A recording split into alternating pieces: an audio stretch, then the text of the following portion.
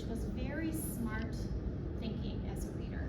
You also were doing something else, which is called making an inference. Does anyone know what that might mean?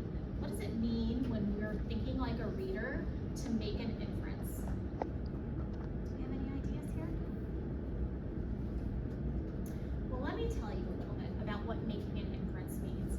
Making an inference is when you are taking something in the book, in the story, in the text, in the words, or in the pictures, and you're putting it together with something that you know to figure out what the author means, but what the author didn't come out and directly say, right?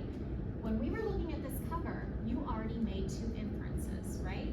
Adriana looked at this picture and said, Jabari looks scared, right?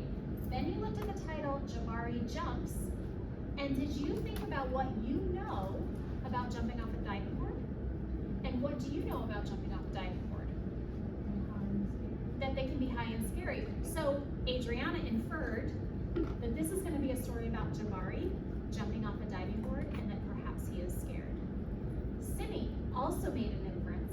Simi took what she knew about a pool, right, and a high dive, and that this is going to be about swimming in some way, because we don't just jump off of things not into water, right? So we made an inference. So an inference has to do, again, with using what is in our story, whether it's words or pictures, with what we know to form an inference, which is what the author wants us to know or think or understand.